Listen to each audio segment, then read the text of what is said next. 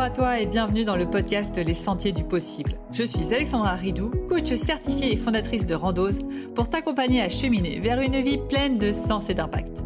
Chaque lundi, je te partage mes réflexions et outils pour t'aider à atteindre les sommets de ton épanouissement. Et les mercredis, je te laisse découvrir une interview inspirante d'invités qui vivent la vie qui leur correspond vraiment. Ah, et j'ai oublié, je t'invite à écouter chaque épisode en marchant. Les neurosciences l'ont démontré, marcher te permet de prendre plus de recul, de développer ta créativité et ainsi prendre les meilleures décisions pour vivre la vie qui te fait vibrer. Hello, je suis ravie de te retrouver pour ce nouvel épisode où on va parler de résilience. La résilience, ce mot fourre-tout qu'on glorifie aujourd'hui et qui pourtant, peut-être que c'est en train aujourd'hui de te tuer à petit feu, ou alors peut-être que justement tu en manques et tu cherches à la développer. Bref, je vais vraiment essayer dans cet épisode de te décortiquer tout ce qui se cache derrière cette notion de résilience, te donner ma vision et ma définition en tout cas de ce qu'est la résilience, et surtout les clés concrètes pour rebondir après les coups durs et être sûr que tu avances toujours dans la bonne direction. Alors déjà, pour commencer, je trouve qu'on est dans un monde où on vend un peu la résilience comme un super pouvoir.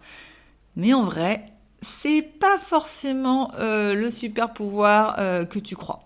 Pourquoi je te dis ça ? On voit partout qu'il faut absolument rebondir après un choc. C'est qu'une question de volonté, c'est dans la tête, etc. Dans les faits, la résilience, je pense que c'est bien plus subtil.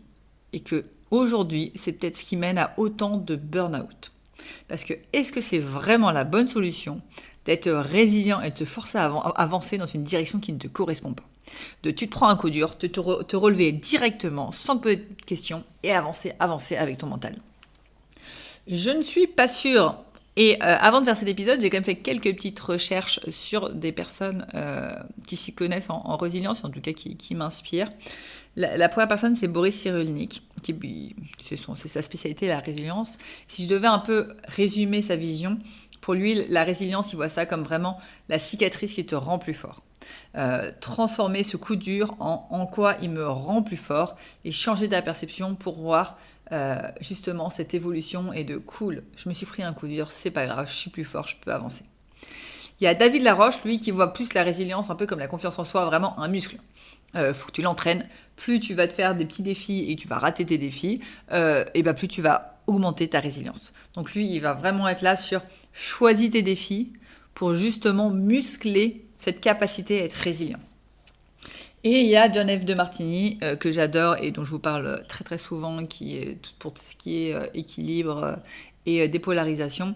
Donc lui, il va être vraiment dans l'équilibre de tes perceptions, c'est-à-dire l'événement là que tu vois comme un coup dur, en quoi cet événement, en fait, il a autant de bénéfices que d'inconvénients dans ta vie, et en quoi, du coup, tu peux transformer cet événement en opportunité pour, du coup, quand tu rentres dans ton mouvement de résilience, tu ne pars pas, entre guillemets, d'un tas de caca, mais tu pars d'un terrain qui, pour toi, est solaire, qui pour toi est plein d'amour. Du coup, ta dynamique va pas être la même parce que tu pars de quelque chose qui est de l'amour et pas de la fuite ou sur une base encore un peu fragile émotionnellement parlant. Je suis d'accord globalement avec les visions de ces trois personnes-là. J'aurais du coup fait un mix de tout ça et c'est un peu ce que je vais vous partager dans ce podcast. Ma vision, moi, c'est simplement la résilience, ça ne doit pas être survivre. Si dans ta tête, tu es en mode survie, c'est qu'il y a quelque chose qui ne va pas. Je rejoins John F. Demartini qui dit qu'il faut que tu avances à partir de quelque chose qui est amour. Pour moi, il faut que les chocs que tu viennes d'encaisser, tu les perçoives vraiment comme des cadeaux, comme quelque chose qui est de l'amour, pour justement te donner encore plus de force pour avancer. Et du coup, finalement, la résilience, pour moi, c'est transformer cette douleur actuelle en une énergie qui va te pousser à avancer. Du coup, ça veut dire quoi ? Ça veut dire que être résilient, pour moi, c'est pas que il faut absolument pas plier, il faut absolument foncer tête baissée, continuer d'avancer sans se retourner. Pour moi, la vraie résilience, c'est si besoin, justement, savoir plier pour ne pas casser, savoir s'adapter, savoir se réajuster, savoir s'écouter pour prendre la meilleure décision. Dans certains cas, être résilient, ça peut être abandonné. Parce que résilient par rapport à quel objectif ? Je sais pas moi, je prends l'exemple que je vois le plus au quotidien, hein, mais tu as une activité de coaching par exemple.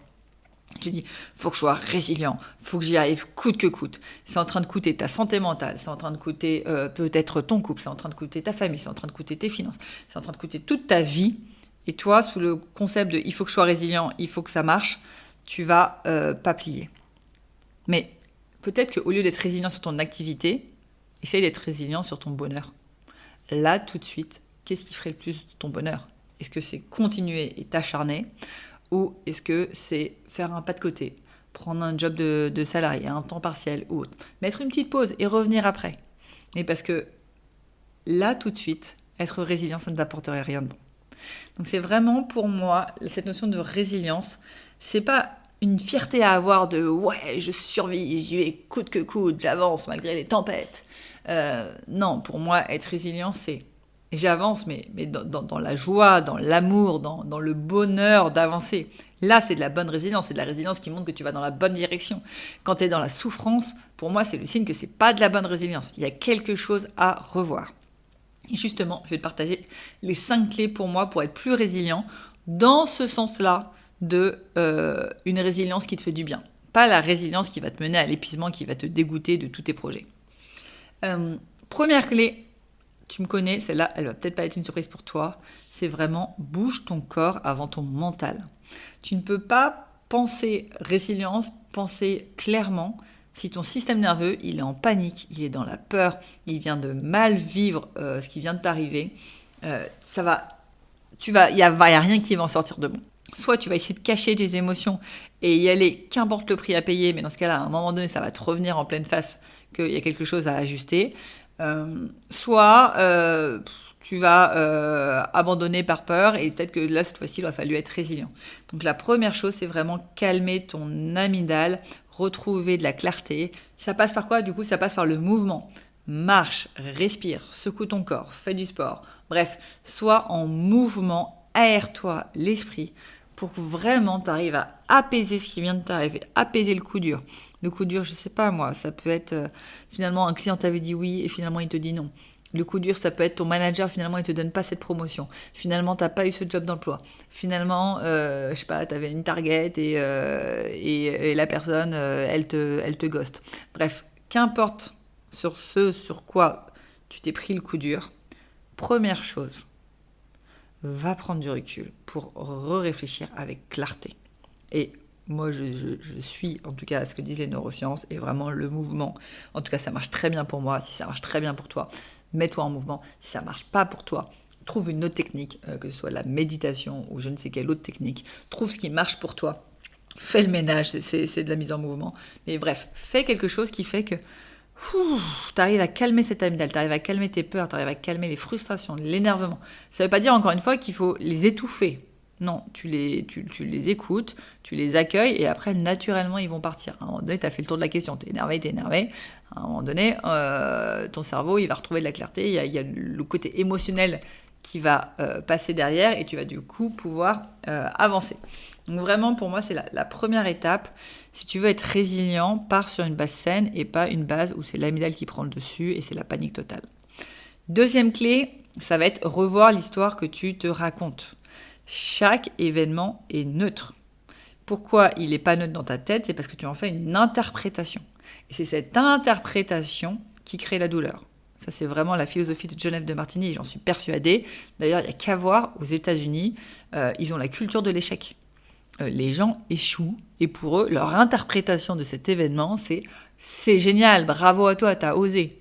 En France, l'interprétation qu'on fait de l'événement d'un échec, c'est « oh là là, désolé pour l'expression, mais t'as merdé, t'es pas à ta place, t'es pas à la hauteur, t'aurais mieux fait de rien faire ». Bref, c'est pas du tout la même interprétation, pour autant c'est le même événement. Donc rappelle-toi toujours, chaque événement est neutre. Toi, tu le vis peut-être mal, mais il y a peut-être quelqu'un de l'autre côté de la planète, ou même en France, qui le vit bien, et s'il avait vécu exactement la même chose. Donc, deuxième clé, ça va être revoir ton interprétation pour te libérer justement de cette douleur et apprendre à aimer cet événement. Et du coup, pose-toi cette question, qu'est-ce que cette épreuve m'oblige à voir différemment? Quels sont les bénéfices à ce que je vive ça aujourd'hui? À ce que les choses ne se passent pas comme j'aurais aimé qu'elles se passent? Et creuse les bénéfices jusqu'à ce que tu réalises que, ouais, ok, c'était trop cool que ça m'arrive. C'était la meilleure chose que tel mec, il me ghost. C'était la meilleure chose de ne pas avoir cette promotion parce que ça va me permet d'avoir autre chose. C'est la meilleure chose que tel client, il ne devienne pas client. Bref, prends vraiment le temps de noter les bénéfices à ce que les choses se passent exactement comme ça pour aller prendre de l'énergie positive pour justement être résilient et passer à la suite. Tu peux aussi, en exercice très concret, noter 3 choses que tu n'aurais pas développées sans cette difficulté. Là, je reviens à ce que dit Boris Cyrulnik. La résilience, c'est une cicatrice qui te rend plus fort. Okay, en quoi cet événement-là, il te rend plus fort? Peut-être pas là tout de suite, tu peux faire des suppositions sur l'avenir. Là, je suppose que je vais augmenter sur telle compétence. Ça va me développer telle force. Ça va me permettre de créer telle relation. Tu peux aussi penser relationnel. Peut-être que ça te permet de te rapprocher de personnes. Peut-être que ça va te permettre de faire de nouvelles rencontres. Bref.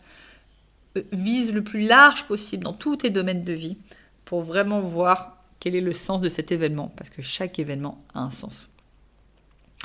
3e clé, choisir le pli plutôt que la casse. C'est ce que je te disais tout à l'heure. Il ne faut pas se dire que être résistant, c'est surtout ne pas craquer, ne pas flancher, continuer dans la même direction, sans regarder derrière, sans regarder sur les côtés. Non, pour moi, tu vas casser si t'es pas flexible. Donc, dis-toi que la résilience, c'est vraiment de temps en temps savoir plier, savoir temporiser, changer tes objectifs en termes juste de temporalité. Au lieu d'atteindre ça d'ici 1 mois, c'est peut-être d'ici 6 mois. Réajuster en fonction, là, tout de suite, qu'est-ce qui est le mieux pour toi? Je dis n'importe quoi, tu viens de perdre un proche et tu veux développer ta résilience à continuer d'avancer. Ouais, c'est peut-être pas le moment de te lancer dans 50 000 projets. Peut-être que là, tu as besoin de mettre certaines choses en pause. Et c'est OK. Et c'est OK encore une fois. Et une question du coup que tu peux te poser, c'est OK, là tout de suite, si je lâche un peu, qu'est-ce que ça change vraiment? Est-ce que ça me détruit ou est-ce que ça me protège?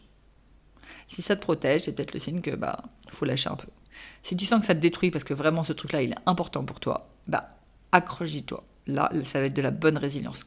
Mais là, au moins, tu as pris le temps de te poser la question. Si j'enlève mes peurs, si j'enlève mes doutes, si j'enlève mon ego, ok, et que je lâche un peu, est-ce que c'est bon pour moi ou est-ce que c'est mauvais pour moi? Comment je le ressens? À l'intérieur, est-ce que j'ai l'impression que c'est vraiment la bonne direction dans laquelle j'ai envie d'aller? Ou est-ce que non, finalement, ce poste, c'est vrai que c'est une bonne chose que je ne l'ai pas eu parce que je ne me serais pas éclatée. C'est pas forcément la meilleure entreprise, c'est pas forcément le meilleur truc. Donc ça, c'est vraiment la 3e clé qui va te viser à t'adapter en fonction de OK, est-ce que fondamentalement cette direction est la bonne de cette manière-là et ajuster si besoin. Encore une fois, ajuster, ça ne veut pas dire que tu n'es pas résilient. Peut-être que tu n'es pas résilient sur là ton objectif prioritaire de ce job, mais tu es résilient sur je veux un job qui me plaise. Et entre nous soit dit, je pense que c'est plus intéressant d'être résilient sur un indicateur qui soit le kiff, le bonheur, le sens, plutôt qu'un espèce d'objectif d'ego qui ne fait pas de sens. Donc, voilà pour cette 3e clé. 4e clé, t'entourer intelligemment. Bien évidemment, on ne se reconstruit jamais seul. J'en suis persuadée. Plus tu vas t'isoler, plus ça va être compliqué pour toi de te reconstruire. Tu vas ruminer dans tes pensées, tu vas avoir l'impression d'être seul à vivre ça, que c'est toi le problème, et patati et patata. C'est comme ça qu'on tombe très vite dans la dépression. Trouve des alliés de résilience. Et peut-être que là, tu te dis, mais dans mon entourage, j'ai vraiment personne qui peut m'aider. J'essaye de faire des efforts, mais personne ne veut me parler ou je me sens pas prête. Je suis trop au fond du trou pour aller vers les autres. Va trouver des communautés où il y a des gens comme toi. Si vraiment tu es au fond du trou, moi je pense à Mentor Show pour qui je travaille. Mentor Show, ils ont une formation confiance en soi où tu te retrouves avec des gens qui ont des problèmes de confiance en soi, avec qui tu peux échanger librement, sans jugement. Et du coup, hop, tout de suite, c'est beaucoup plus simple de se reconstruire. Donc ça peut être aller chercher des communautés. Souvent, elles sont payantes, mais ça vaut le coup de t'entendre mettre un petit peu d'argent pour simplement t'aider à te reconstruire et pas seul, mais avec les autres. Et je vois dans mon programme, moi, pour les coachs et thérapeutes qui veulent développer leur activité, le truc numéro 1 qui remonte dans ce qu'ils apprécient le plus, c'est la communauté. C'est le fait de ne pas se sentir seul, d'avoir d'autres coachs et thérapeutes avec qui échanger, de pouvoir voir qu'on a tous les mêmes doutes, qu'on a tous les mêmes difficultés. Ah tiens, toi, comment tu fais? Échanger. Bref, L'entourage est vraiment clé. Une personne qui t'écoute, un groupe qui t'élève, une activité qui t'ancre, il n'y a que ça de vrai pour t'aider à te reconstruire. Donc tu peux déjà maintenant faire la liste peut-être de 3 personnes ou 3 lieux, 3 communautés où tu pourrais te sentir en sécurité et commencer à dire ok, cette semaine j'engage une action pour être avec ces personnes, avec cette communauté, ou en tout cas ne pas me sentir seule. Et la dernière clé, ça va être tout simplement transformer la douleur de ce qui vient de se passer, de ce coup dur, en projet. Parce que la résilience, c'est quoi? C'est se réinventer. Donc utilise l'énergie là, avec les étapes précédentes, normalement, tu commences à avoir une énergie positive. Tu vois le positif du choc, tu as envie d'avancer, tu vois la bonne direction à aller. Maintenant, utilise cette énergie comme carburant pour créer quelque chose de nouveau. Ça peut être quelque chose où tu réajustes, ça peut être la même chose, mais simplement une petite variante. Je te donne un exemple. Dans mes débuts, je m'en suis pris des bides. Des posts à 0 like, des masterclass où il y a peut-être 1 ou 2 personnes. Bref, c'est des chocs, tu les encaisses. Ok, je sais que je continue dans cette direction, mais là, ça ne m'a pas ramené beaucoup. Comment je peux faire différemment pour qu'il y ait plus de personnes la prochaine fois? Comment je peux faire différemment pour qu'il y ait plus de likes? Et aller réfléchir comme ça pour réajuster peut-être le chemin, peut-être pas la destination, mais le chemin pour avoir plus de résultats. Donc là, concrètement, c'est quoi? Tu te poses et tu te définis une micro-action qui va incarner ton après.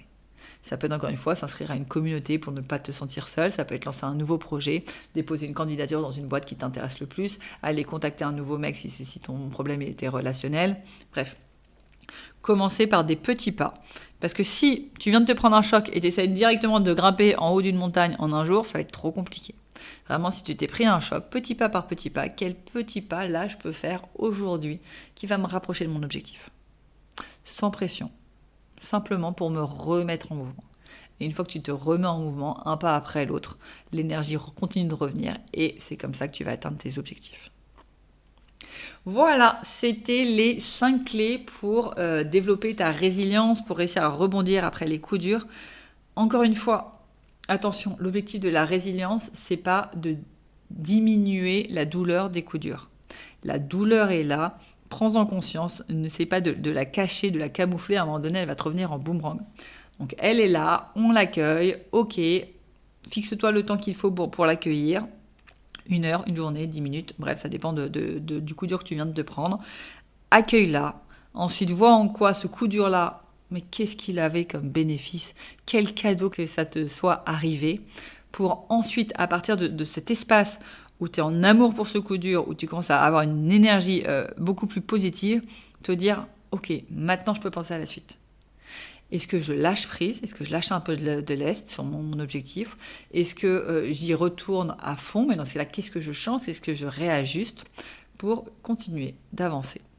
Et de toute façon, rappelle-toi que la vie est un chemin sans fin, que là, tu vas être résilient sur un objectif, mais que je te garantis que dès que tu auras atteint cet objectif, tu auras un autre objectif sur lequel tu voudras être résilient. Et tu vas aller d'objectif en objectif comme ça toute ta vie. Et tant mieux, parce que sinon, on se ferait chier, désolé l'expression, sur Terre. Donc, tant mieux. Donc, ce truc de résilience sera toujours là dans ton quotidien. Dis-toi ça. Je pense qu'à aucun moment... Alors sinon, envoyez-moi un message, tiens, si vous avez l'impression qu'aujourd'hui, vous êtes arrivé à un stade où vous n'avez plus d'objectif et vous n'avez plus de raison d'être résilient. Envoyez un message, je serais vraiment curieuse de savoir. Mais selon moi, le jour où il n'y a plus besoin d'être résilient vers un objectif, le jour où il n'y a plus besoin de continuer à avancer vers un objectif, pour moi, c'est que tu es très très proche de la mort quand même. Parce que toute structure qui n'a pas de raison d'être s'autodétruit. Ton corps, s'il n'a pas de raison d'exister, de motivation profonde, il s'autodétruit. Et peut-être d'ailleurs, parce que souvent, j'ai des parents qui me disent « Non, mais moi, j'ai pas d'objectif », parce qu'on pense très pro, très perso. Mais peut-être que ton objectif, simplement, c'est d'élever tes enfants. Et là, il y a de la résilience. Crois-moi, tu peux pas me dire le contraire. Qu'il faut une sacrée dose de résilience pour éduquer des enfants et se remettre après les coups durs et toutes les épreuves de la vie que vont t'amener tes enfants. Donc, vraiment... La résilience, pour moi, elle fait partie de ton quotidien. Apprends à l'aimer. Apprends à aimer les coups durs. C'est comme ça aussi que tu vivras de mieux en mieux les choses. Et apprends à ne pas avoir peur de te réajuster. Être résilient, encore une fois, c'est pas foncer tête baissée dans un mur, c'est prendre le temps de faire un pas de recul, d'aller marcher, d'aller faire du sport, ce que tu veux. Un pas de recul, ok. Est-ce que ça a toujours un intérêt que je continue tête baissée dans cette direction ou est-ce qu'il y a un réajustement à faire ou lâcher un petit truc? Voilà, j'espère que cet épisode t'a plu. Je reste à dispo si tu as des questions. Tu sais me contacter, Instagram, LinkedIn, par mail, bref, un peu partout. Et reste bien jusqu'au bout si tu veux ta question de coaching à méditer en marchant et en musique. À très vite.